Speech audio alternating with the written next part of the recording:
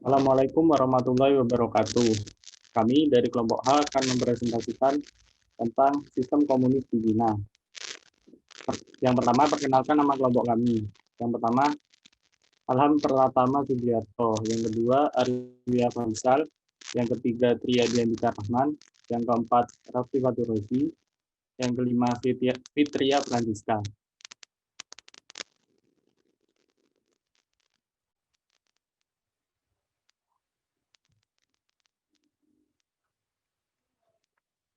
Latar belakang ideologi komunis di negara Cina.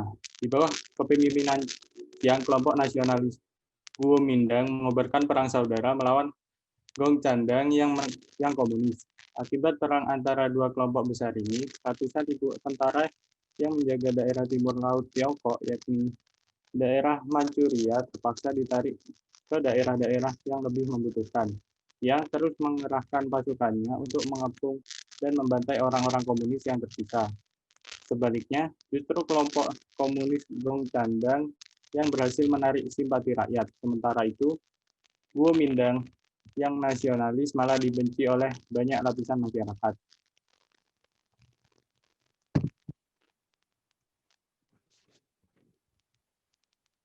Namun, sikap Chiang yang keras kepala akhirnya melunak pada Desember 1936. Sementara itu, pihak Go Candang yang selama ini menjadi korban masih berbesar hati untuk bersedia dipimpin Chiang dalam upaya perlawanan menghadapi Jepang. Perang berkepanjangan ini berakhir setelah Uni Soviet membantu Tiongkok menyerbu Manchuria dan bom atom dijatuhkan sekutu di kota Hiroshima dan Nagasaki pada Agustus 1945. Jepang menyerah kalah pada Tiongkok menjadi salah satu negara yang terbebas dari penjajahan Jepang pada Perang Dunia Kedua. Setelah Perang Dunia Kedua berakhir, banyak orang yang mengharapkan Tiongkok bisa kembali bersatu, damai, dan mulai membangun negara. Namun rupanya Chiang masih menganggap komunisme itu adalah musuh negara yang harus diberantas. George memperingatkan Chiang agar segera menghentikan peperangan di Tiongkok. Misi Marshall di Republik Tiongkok adalah menghentikan perang sipil serta memberi bantuan dana untuk membangun kembali Tiongkok yang hancur lebur pasca perang. Dengan intervensi Amerika ini, mengharapkan Tiongkok menjadi negara berhaluan nasionalis yang stabil, damai, dan menjadi sekutu Amerika Serikat dalam bidang ekonomi maupun militer. Mau juga menggalang dukungan dari rakyat yang sudah terlanjur benci pemerintahan Kuomintang yang terkenal korup dan main hakim sendiri. Sejak saat itu, tanah Tiongkok beralih kekuasaannya dengan nama Republik Rakyat Tiongkok atau RRC. Dengan pemerintahan berada di bawah Partai Komunis Tiongkok yang dipimpin oleh Mao Zedong sebagai presiden pertama.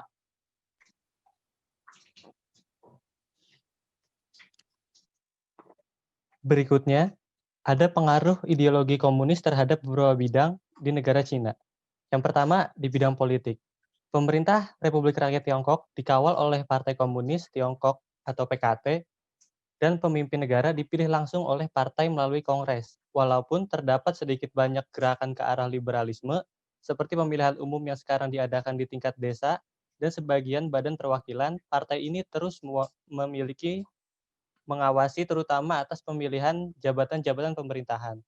Walaupun negara menggunakan cara otokratis untuk mengusir elemen-elemen penentangan terhadap pemerintahannya, pada masa yang sama pemerintah juga mencoba mengurangi penentangan dengan memajukan ekonomi, membenarkan tunjuk perasaan pribadi, dan melayani para penentang yang dianggap tidak berbahaya terhadap pemerintah secara lebih adil. Next.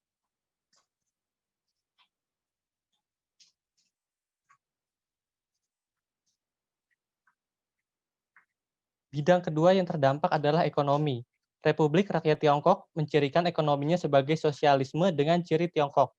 Sejak akhir 1978, kepemimpinan Tiongkok telah memperbarui ekonomi dari ekonomi terencana Soviet ke ekonomi yang berorientasi pasar, tetapi masih dalam kerangka kerja politik yang kaku dari Partai Komunis.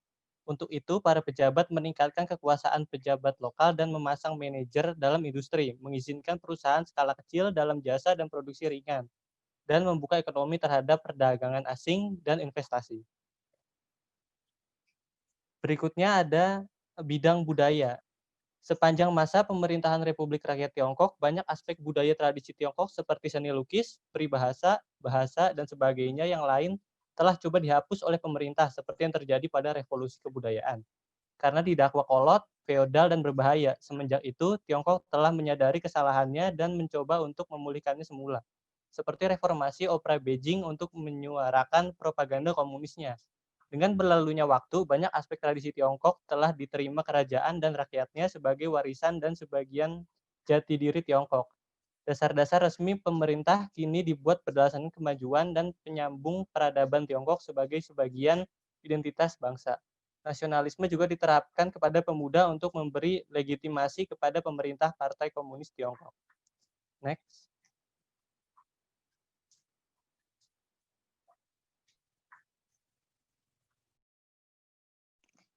Apakah ideologis negara Cina cocok diterapkan di Indonesia? Jawabannya ialah tidak cocok. Kenapa tidak cocok? Ada beberapa faktor yang dianggap ideologis negara Cina ini tidak cocok.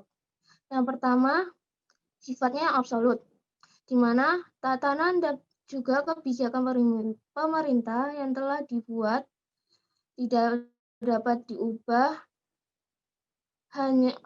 hanya kekuasaan tertinggi yang dapat mengubahnya, sehingga masyarakat Cina hanya bisa mengikuti kebijakan tersebut.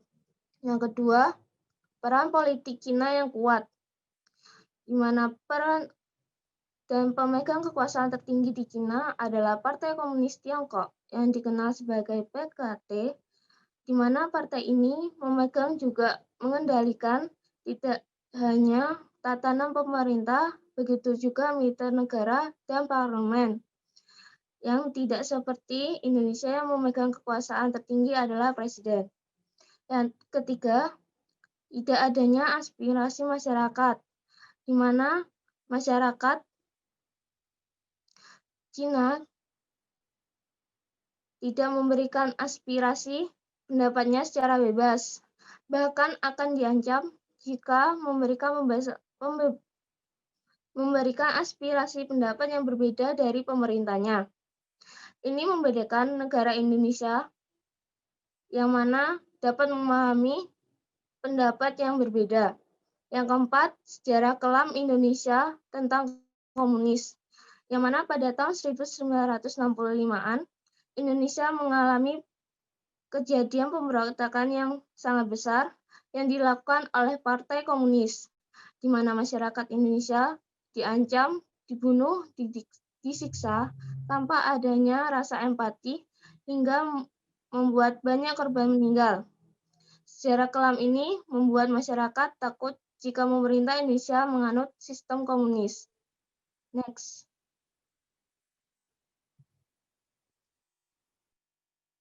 Perbandingan ideologi Pancasila dengan komunis. Komunis. Ideologi komunis adalah sebuah ideologi yang bertujuan untuk menghapus semua hak individu dan menggantinya dengan hak-hak umum yang digantikan oleh negara. Dalam ideologi komunis, politik yang berlandaskan kekuasaan pemerintah, diktator, dan akan dilakukan oleh segelintir orang seperti ciri-ciri ideologi komunisme, tidak adanya perbedaan antara kaya dan miskin, semuanya dianggap sebagai iklim usaha yang adil. Ideologi komunis yang didasarkan pada tujuan pemerintah adalah memperlakukan semua orang yang sama. Namun kenyataannya ada kekerasan penghilangan lawan-lawannya, pengasingan, isolasi, agitasi, dan propaganda belakangan.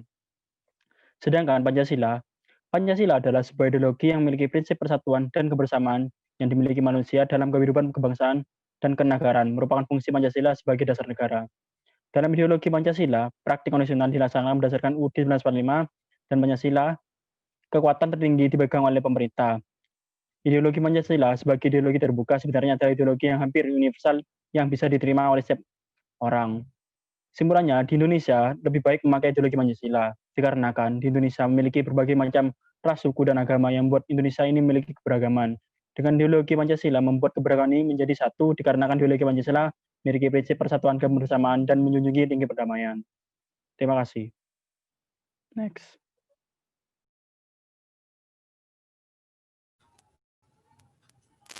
Berikut adalah sumber link pembuatan PPT kelompok kami. Next. Sekian dari kelompok kami. Jika ada yang ingin ditanyakan,